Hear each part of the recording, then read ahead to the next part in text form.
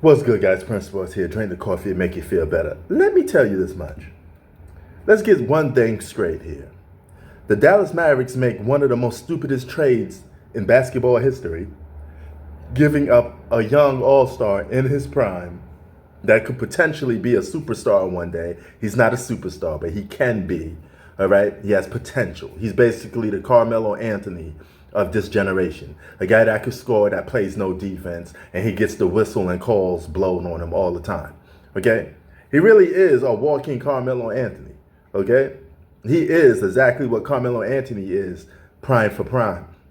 Only difference is Carmelo Anthony was a better scorer. He had a better skill set. He had better post-up moves.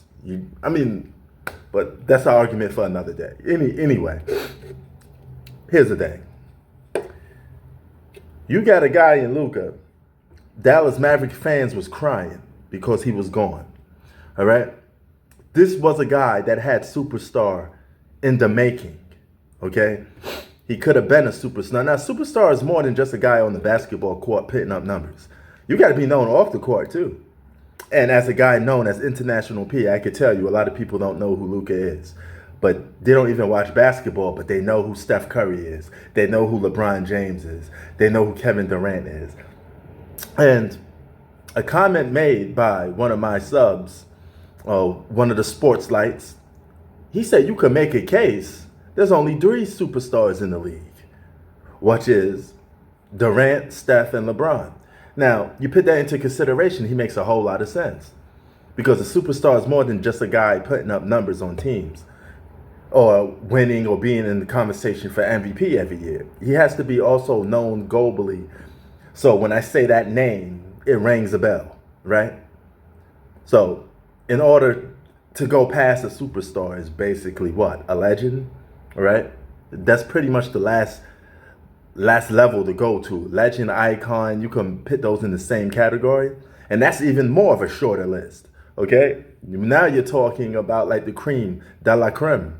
All right, and that's a very short list. So superstars are short list enough as it is. All right, most of these guys playing in today's league are not superstars. All right, so technically, if you just want to be technical about it, there's really only about 5. And Giannis and the Joker's showing no signs of slowing down, but I think Giannis will show more signs of slowing down. But nevertheless, Luka still has something to prove, all right? And he's not going to prove, even if he wins a championship, he's going to win the championship as a number 2. He's the Kyrie to LeBron now. He's just another all-star that LeBron has the luxury of playing with. And the only difference is this one's actually in his prime. You can make a case Luka's up there with some of LeBron's best teammates, right? You got Dwayne Wade, of course. Dwayne Wade is number 1 because he won the most with Dwayne Wade and got more accomplished with Dwayne Wade. Second would be Kyrie Irving because he won with Kyrie Irving. Third is Anthony Davis. Fourth is Luka because Luka hasn't won anything with LeBron yet. So Luka has a lot to prove as a sidekick, all right? But make no mistakes about it, LeBron James is not going to turn over a new leaf and give the team to Luka. Luka going to have to help them win as a sidekick if he can.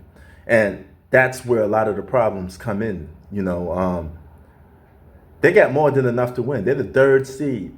By default, that makes them title contenders.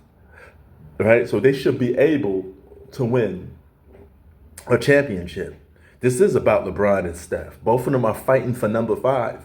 And I got to keep that same energy. If LeBron gets number 5 before Steph Curry, LeBron wins the generation. Now we in serious conversation of keeping him in that top 5. He could be in the top 5 greatest basketball players of all time with 5 championships. That's more than enough. That's enough right there. Okay, that moves him up an extra tier. All right. So he goes from tier 3 to tier 2. All right. Right now, he's tier 3. Shaq got 4. Steph got 4. LeBron got 4. Larry Bird got around 3.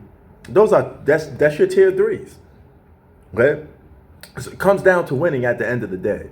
It's not about your stats because everybody could produce these things. Luka has a lot to prove. And just because he beat up on a Dallas Maverick team that was basically deflated, and I don't know what direction they're going in.